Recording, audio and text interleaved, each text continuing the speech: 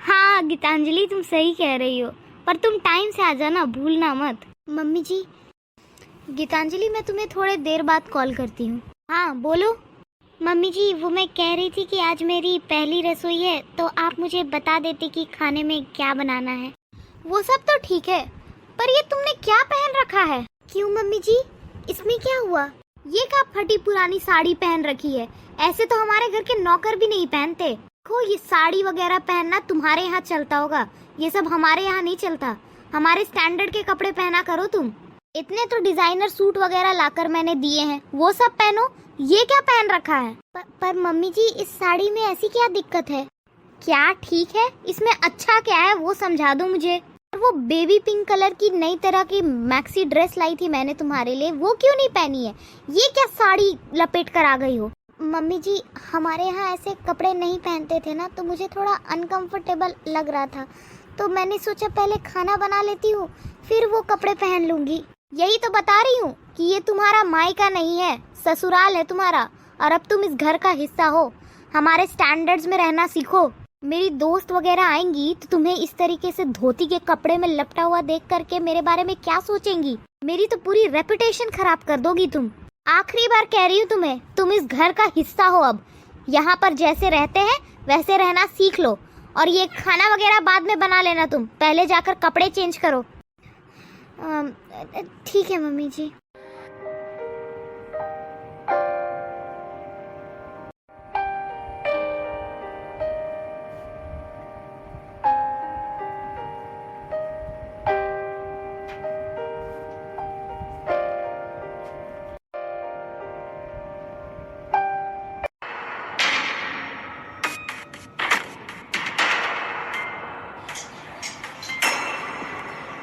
अरे ये क्या बहू, सलाद ही खाते रहोगे या रोटी भी खाओगे? अरे हाँ मधु, तुम ये सलाद क्यों खा रही हो? खाना खा लो, तुम्हारी तबीयत तो ठीक है? हाँ हाँ, मैं बिल्कुल ठीक हूँ, बस मुझे ना ये थोड़ा मसालेदार खाना अच्छा नहीं लगता, ये बहुत हैवी होता है ना। कोई बात नहीं, मैं ये सलाद खा लूंगी। अरे बहू, आदत नहीं है ना तो आदत डाल लो, क्योंकि हमारे घर में तो ऐसे ही खाना बनता है, मसालेदार और हैवी। तुम्हारे घर की तरह नहीं है कि सूखी रोटी और दाल चावल से पेट भर लिया। और वैसे भी तुम्हारे पापा की औकात ही क्या है कि तुम्हें ढंग का खाना खिला सके? तुम तो वही सूखी रोटी खाकर पेट भर सकती हो।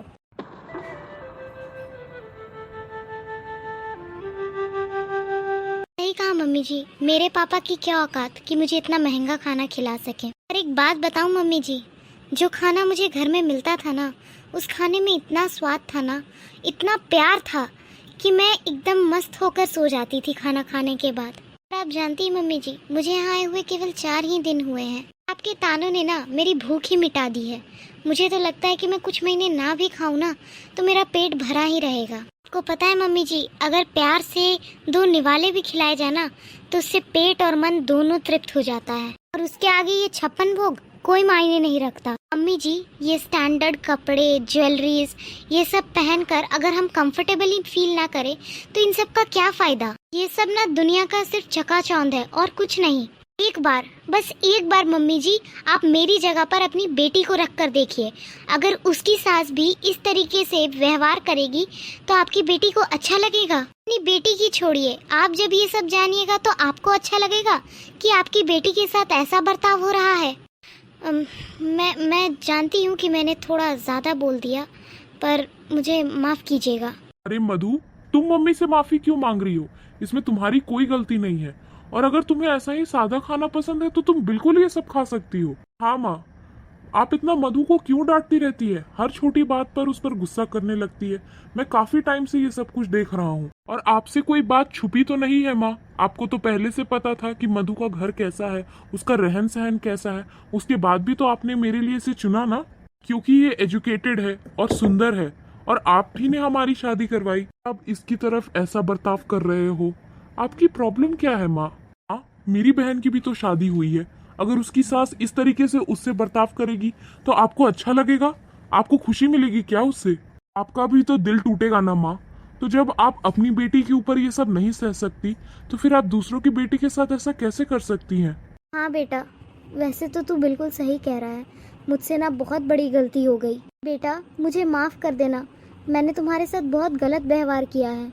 आज के बाद ना हम सास बहू की तरह नहीं, माँ बेटी की तरह रहेंगे। तेरा जैसा मन करे तू वैसा खाना खा और जैसा मन करे ना वैसे ही कपड़े पहना कर। मैं तुझे कुछ भी नहीं कहूँगी। जी मम्मी जी, थैंक यू। हाँ बेटा, अब तू खाना खा ले।